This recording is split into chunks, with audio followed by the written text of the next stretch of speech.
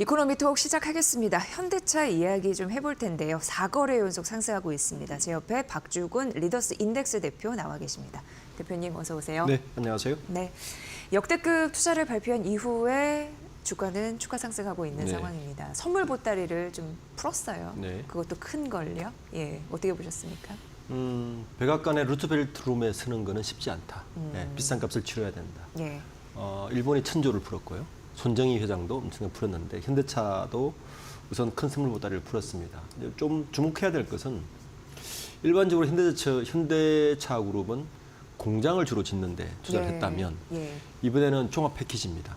그러니까 공장 짓는 21조 중에서 한 12조 정도는 공장을 짓고 그러면 현대차가 현재 공장이 메타플랜트 아메리카 공장을 이제 이번에 준공을 하죠. 예. 이게 50만 대고 그리고 기아차 웨스트포인트 공장이 34만 대. 그러면 84만 대에다가 이번에 몽고메리 공장이 36만 대니까 합치면 한 120만 대 정도를 투자를 하면 일단 공장이 짓는 데는 뭐 이해를 하는데 지금 제철소가 따라가는 거예요. 이게 아주 네, 특이합니다. 그렇죠. 예. 왜냐하면 이번 투자의 목적이 관세를 피하기 위해서인데 당장 4월부터 이제 철강 쪽에 관세가 붙으니까 그러면 제철소도 같이 짓겠다. 이제 현대차가 좀 굉장히 지혜로웠던 게 제철소 짓는 조 자리가 루지애나주인데 네. 저기가 레드스테이트입니다. 공화당 지역이에요. 그러니까 약간 텃밭이라고 볼 수 있는 텃밭으로 곳이- 볼 수 있는 곳에 같이 풀었다는 게 있고 네. 이제 조금 그 이번에 특이했던 점은 미래 산업 쪽에 9조 3천억을 투자하겠다는 건데 현대차가 지금 SDV 전략이라든지 그리고 이제 드론 같은 이제 미래차 전략도 미국에서 같이 하겠다는 겁니다. 그러니까 종합 패키지를 푸는 건데 이제 국내 우려도 있습니다. 사실은 뭐 그 우려 때문에 미국의 31조, 국내 24조를 이제 풀었는데 네. 지금 현재 그 현대차가 이렇게 가버리면 국내의 산업 공동화에 대한 우려는 이곳저곳에서 터지고 있는 것 같습니다. 종합적으로 쭉 말씀해 주셨는데 하나하나 좀 풀어보도록 하겠습니다. 일단 의미 있게 보시는 거는 루이지애나주에 짓기로 한 제철소이다라고 하면서 지금 어떤 얘기가 나오냐면은 쇳물부터 완성차까지 거의 풀 패키지 이런 네. 얘기를 하고 있는 상황입니다. 어쨌든 그 자동차용 강판을 만들어서 현대차, 기아의 공장에 갖다 주는 역할을 하게 되는 건데 이거는 유의미한 그런 전략이라고 보는 거죠.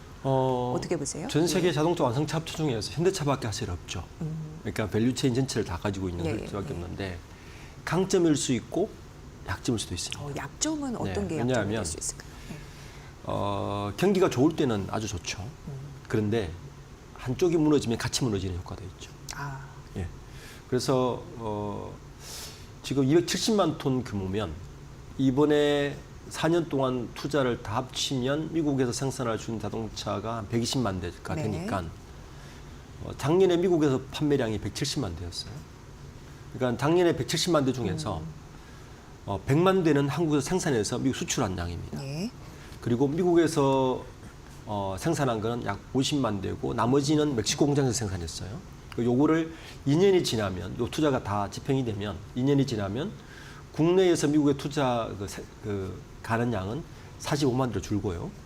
그리고 미국에서 120만 대를 생산하고 네네. 나머지 멕시코 공장 생산하겠다는 건데 그러면 현대제철이 생산하고 있는 당진 말고 미국에서 생산하는 것들은 다 현대차에 넣겠다는 겁니다. 그래서 주가가 일단 반응을 한 것 같아요. 일단 관세를 피했다는 것에 일단 자본시장은 환호를 한 것 같고 그리고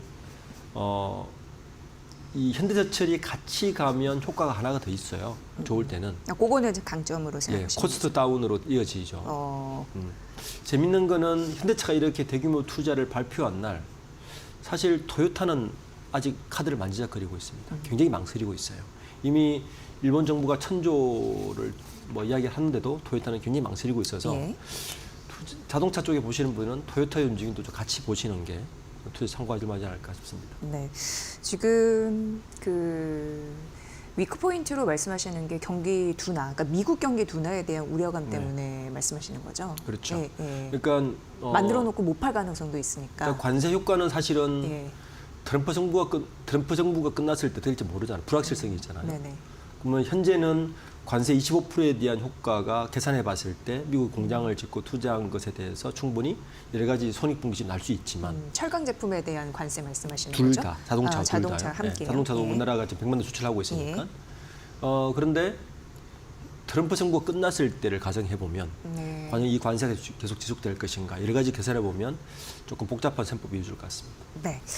정의선 회장이 지금 민간 외교관 역할을 했다라는 평가를 받고 있는 그런 상황도 어느 정도 좀 인정을 해줘야 될 것 같고, 근데 4월 2일 상호관세 부과 앞두고 나서 민간 기업이 어떻게든 이런 걸 좀 풀어냈다라는 데 의미를 또 전하는 데도 있고, 어쨌든 그 무관세 이런 효과를 우리가 톡톡히 앞으로 볼 거라고 보십니까? 어떻게 보세요? 일단 앞서서 말씀하시기로는 자본시장은 그걸 이해하고 있다라고 얘기를 했거든요. 예. 우선 현재 주가 반영은 아마 2년 후까지는 바라본 것 같지는 않습니다. 2년 후까지는 왜냐하면 아니다. 저게 이제 투자가 이루어지면 4년 투자이기 때문에 예. 실제적으로 생산할 수 있는 건 2년 후부터인데 그때까지 주가는 다 반영된 것 같지는 않고요.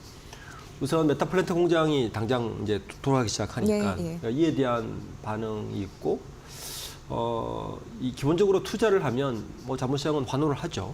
예. 그 정도 미래 성장성을 보고 투자를 하는 거기 때문에 근데 그에 대한 효과가 있는 것이고 관세 효과가 직접적으로 영업이익으로 돌아올 건지에 대해서는 아직 여러 가지 계산이 좀 필요한 것 같습니다. 네. 그리고 자동차 관세가 아직 확정적이지 않거든요.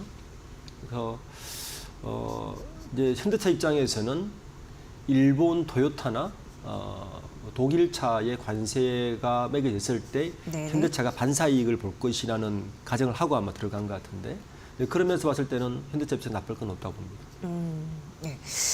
지금 앞서서 그 대수를 말씀해 주셨는데 연간 보면은 한 170만 대 네. 생산을 한다라고 말씀해 주셨고, 이번 그러면 공장 설립 이후에 이제 차 생산하게 되면 본격적으로 미국에서 200만 대로 좀 만약에 경기도나 우려 이런 부분이 좀 무색해진다면, 그리고 잘 판다면 마케팅 효과 더해져서 200만 대 정도는 늘어나는 거겠죠. 그러니까 현대차 입장에서는 예, 미국 예. 시장은 두 가지 효과가 있습니다. 예. 우선 미국 시장 내의 현대 기아차의 시장 점유율은 지금 4위예요. 네, 그렇죠. 그러니까 생산량 기준으로 말씀하시는 거죠. 판매량 기준으로 판매량 기준 4위입니다. 예, 4위인데 미국 판매량이 한 170만 대 정도 돼요. 예, 근데 미국 공장을 돌리면 200만 대까지 이제 보면 3위 정도까지 탈환할 수 있을 것 같은데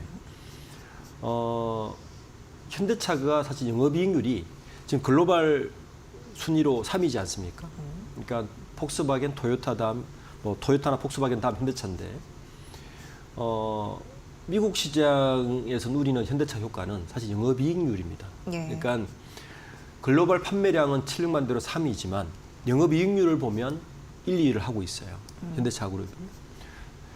그 말은 미국 시장의 효과는 고급차 시장으로 많이 들어가기, 특히 제네시스가 제일 많이 팔려요. 예, 예. 고급차와 SUV 차량은 이 모델 믹싱에서 굉장한 영업이익 효과를 보고 있기 때문에 현대차는 그 부분을 많이 노린 것 같습니다.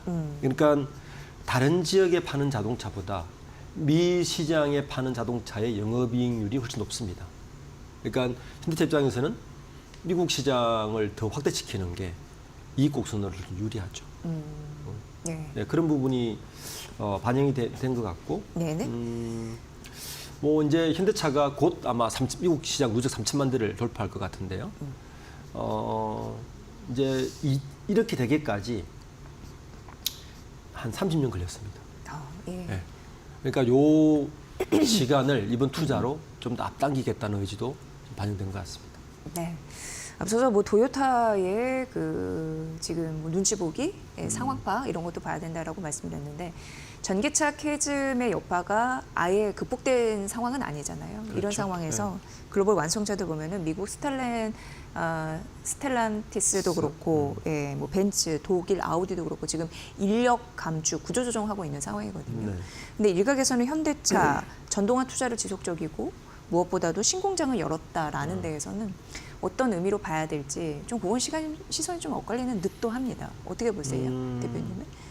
예. 현대차는 사실은 바이든 정부 때 IRA법이 발표될 때까지만 해도 현대차가 굉장히 타격을 받을 거라고 봤어요.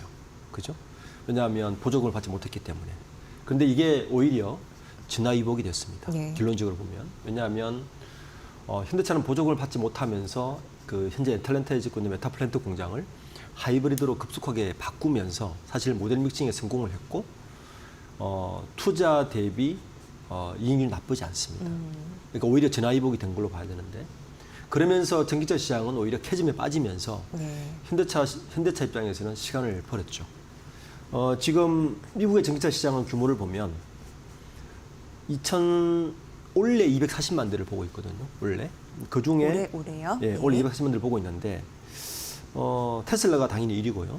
현대차가 지난해 기준 몇이냐면은 0.7% 정도, 0.7, 그러니까 7,000대 정도밖에 못 팔았습니다. 그러니까 네네. 한 5위 정도 하고 있어요. 그러니까 전기차 시장에서 아직 본격적으로 올라오지 않은 상황에서 현대차는 GM이나 다른 곳보다 투자를 덜 늘릴 수 있죠. 왜냐하면 제가 이 자리에서 말씀드렸지만 전기차 시장의 캐즘은 결국에는 가격이다. 그러니까 LFP가 되고 BYD의 그 충전, 5분 충전 같은 게 상하되면 시장은 급속도로 커질 수가 있다. 네, 배터리 말씀하시는 거죠? 그렇죠. 예. 그거와 맞물려 있어서 그렇게 돼서 전기차가 내연차 수준으로 가격이 떨어지면 전혀 다른 양상이 될 수 있기 때문에 그걸 보고 현대차는 투자는 늦추지 않을 것 같습니다. 예. 그 앞서서 현대차그룹의 메타플랜트 아메리카 공장 준공 이슈도 말씀을 해주셨는데 전기차뿐만 아니라 하이브리드 차 이런 부분으로 좀 포트폴리오 좀 다각화하는 흐름들이 나타나고 있고 네. 이거 좀 어때요? 그 세계의 전략에 좀 맞아 떨어진다고 보십니까?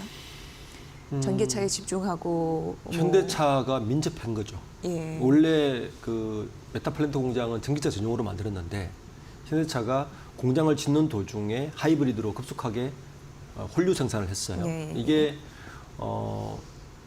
사실 작년에 토요타가 하이브리드 가장 재미본 그 완성차입니다. 그래서 현대차가 이 메타플랜트 공장을 하이브리드로 홀류 생산을 한 것은 제가 볼 때 신의 한 수로 봐야 되고요. 그래요? 네. 왜냐하면 실제 이제 작년에 2차 전지를 많이 분석한 분들은 이야기하겠지만 캐즘이 작년에 끝날 거라 보는 분들이 되게 많았어요. 근데 저는 더 오래 갈 거라 봅니다. 그래서 캐즘이.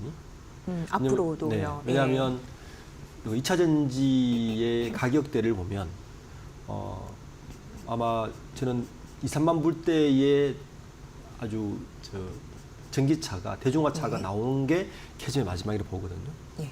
네, 그렇게 되면 대중화를 위한 좀 가격 다운이 돼야지. 그렇죠. 그게 전기차 캐즘의 마지막이죠. 예. 네. 그게 이미 터널의 마지막 현재 마켓 구간이라는 전기차 거죠. 시장은 초입에 얼리 어댑터들이 어느 정도 사고 이런 요 정도의 시장이 형성된 거지 아직 완전 대중화 시장은 이루어지지 않았거든요. 그래서 요 시간을 누가 오래 견뎌 주느냐가 완성차 업체의 아주 중요한 시간이라서 현대차 그런 면에서 애틀란타 메타플랜트 공장은 그 시간을 벌어주는 하이브리드 공장으로 홀로 생산하는 것은 제가 볼 때 신의 한 수였다고 볼 수 있을 것 같습니다. 네.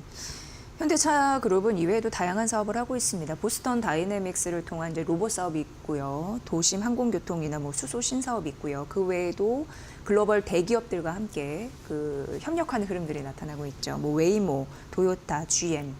그런데 아직까지는 구체화되지 않는 그런 사업적인 부분도 있어서 이런 부분도 좀 보셔야 되는데 어떤 점에 주목하면서 현대차 투자 전략을 좀 세워봐야 될까요?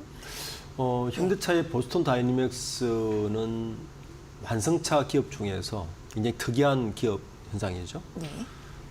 저는 이제 이번 미국 투자로 미국의 대규모 고용 이루어지겠지만 현대차는 아마 이 보스턴 다이내믹스를 활용하는 전략을 열심히 깔고 들어간 걸로 봐요. 일단 현장 생산 인원을 로봇으로 대체할 걸 염두에 두고 아마 투자를 한 것 같고요. 예.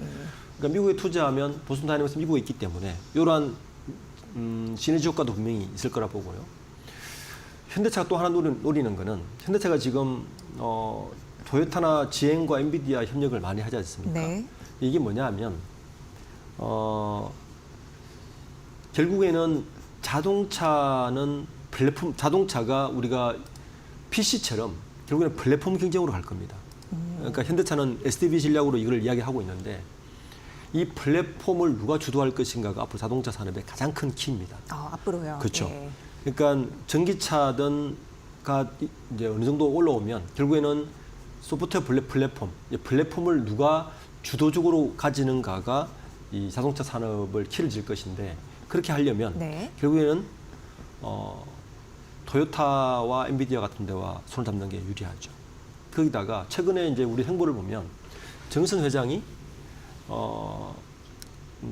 토요타와 행보를 굉장히 많이 하는 걸 볼 수 있습니다. 네, 그런 걸 보면 저는 그 현대차가 앞으로 갈 길은 결국에는 자동차 플랫폼을 토요타와 대형차와 글로벌 1, 2위가 함께하면 이건 게임 끝나는 거 아닙니까? 네, 그걸 염두에 두고 있고 두 번째는 이 생산 부분에서의 로봇 활용을 엔비디아가 어떻게 활용할 것인가. 네. 엔비디아도 관심이 많습니다. 이런 부분으로 가면 현대차는 자동차 기업이지만 전혀 다른 전략으로 갈 수 있는 뭐 행보를 킨 거라서 저는 그런 부분에서 여전히 잠재력은 있다 이렇게 볼 수 있을 것 같습니다. 네. 투자를 적극적으로 하는 것도 좋고 민간 외교관 역할을 하는 것도 굉장히 긍정적인 부분이나 어쨌든 미국 경기에 따른 그런 리스크는 안고 갈 수밖에 그렇죠. 없는 네. 거. 예, 그래도 좀 도전을 했다는 데 의미는 있을 것 같고요. 시간이 약간 남아서 마지막 질문을 드리면 이제 공매도가 코앞이거든요. 전면 네. 재개가. 자동차 업종이 일정 부분의 안전지대가 될 것이다라는 가능성이 언급이 되고 있습니다. 현대차 그 역할을 좀 톡톡히 해줄 거라고 전반적으로 보시는지 궁금합니다. 이번 주 들어서 외국인들이 많이 들어왔죠. 예. 네, 들어온 걸 보면 우선 뭐 삼성전자, SK 하이닉스 뭐 이렇게 많이 들어온 것 같은데 저는 그렇게 들어온 내용을 보면 공매도를 노리고 들어온 것 같아요. 아, 네, 공매도를 이미 염두에 두고 외국인들이 이미 이제 다시 우리나라로 들어오고 있는 것 같은데 어쩔 수 없이 공매도는 다시 재개할 건 분명하고요. 네, 그렇게 되면 현대차도 공매도의 수혜지는 올라갈 수 있겠죠. 우선 주가가 많이 오른 곳은 공매도 수혜지 될 것이고 네. 이제 방산이라든지 외국인 투자자들은 뭐 프로그램 매수로 들어오는 게 대부분이기 때문에 일단 주가가 많이 좀 오른 곳은 공매도 들어오는데 네. 현대차도 그 중에 하나의 수혜주로 될 가능성이 있다고 보고 있습니다. 네, 여기까지 좀 정리를 해드리도록 하겠습니다. 자, 박주근 리덕스 인덱스 대표와 함께했습니다. 잘 들었습니다. 네, 감사합니다.